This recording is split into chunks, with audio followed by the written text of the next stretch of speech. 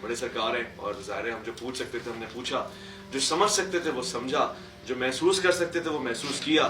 اور مزید بھی یہ ان کا مجھے پتہ ہے اندازہ یہ کہ اگر میں دوبارہ کوئی سوال پوچھنا چاہوں گا ان کا دروازہ کھلا ہوتا ہے، اور صرف ہمارے لیے نہیں سب کے لیے کھلا ہوتا ہے. سب کے لیے. یہ شفقت انہوں نے خاص طور سے ہمارے لیے اس وجہ سے فرمائی کیونکہ ہم حق کی تلاش میں دو ٹوک گفتگو کرتے ہیں، جاتے ہیں، پوچھتے ہیں اور بلا جھجک سوال پوچھتے ہیں. تو شاید کوئی دوسرا بزدل انسان ہوتا ہے تو وہ کمرے سے باہر ہی نہیں آتا، مگر اگر بہادر انسان ہوتا ہے تو وہ خود اپنے پاس بٹھا کے کہتا ہے پوچھو جو پوچھنے. اور یہ طریقہ کار ہے، یہ سلسلہ ہے. میں اس حوالے سے آپ کا ایک بار پھر سے شکر گزار ہوں. مجھے یقین ہے کہ باہر خلقت کھڑی ہوئی جس کو آپ ظاہر اللہ رب العزت کی دی ہوئی شفا پہنچانا چاہتے ہیں، اور اس کے علاوہ بھی بہت سے لوگ ہیں جو اس پروگرام کو دیکھ کے آپ کے ساتھ جڑ جائیں گے. دیکھیں میں نے آپ کو پہلے یہی حضرت کہا ہے کہ آپ نے ایک بہت بڑا مشن اٹھایا ہوا ہے.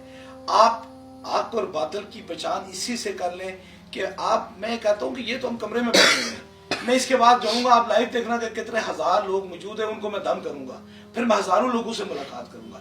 بات یہ ہے کہ جو مرد ہوتا ہے نا، وہ جنگ جو ہوتی ہے وہ میدان جنگ میں ہوتی ہے، کبھی گھروں میں بیٹھ کے نہیں ہوگا. واہ واہ واہ. آپ تارک اٹھا کر دیکھیں نا ہم صحابہ بھی یقین رکھتے ہیں، ہم اہل بیت بھی یقین رکھتے ہیں. اب حسین پاک سے زیادہ خوبصورت، حسین پاک سے زیادہ اعلیٰ نسل والا، حسین پاک سے بڑا بادشاہ کوئی حق پر نہیں تھا. لیکن جب یزید نے للکارا تو انہوں نے کرب و بلا میں اپنے بچوں کو نہیں دیکھا، اپنی بیٹیوں کو نہیں دیکھا، ان پاک دامن بیویوں کو نہیں دیکھا. وہ کربلا میں حق کی خاطر لڑ پڑے، اپنا سر دے دیا، لیکن باطل کے سامنے جھکے نہیں ہے.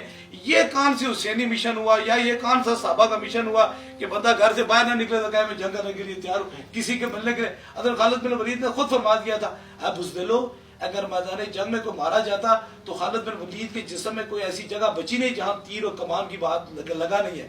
لیکن کتنی جنگیں جیتی ہے، لیکن آج اپنے بستر پر موت آ گئی. اس لیے جس کو اللہ پہ یقین ہے نا، کہتا ہے کہ اللہ ہے، تو پھر اسے باہر نکلنا چاہیے. تو جس پہ بندوں پہ یقین ہے وہ چھپ کے بیٹھ جائے. واہ، بات ہی ساری پوری ہو گئی. یہاں پہ شکریہ کہنا چاہتا ہوں، اور اپنا خیال رکھیں گے، آپ اپنے سے بڑھ کے خیال رکھیں گے اللہ کے احکامات کا. محمد اویس ربانی کو اور پیر حق خطیب کو دے کے اجازت. اللہ کی امان میں.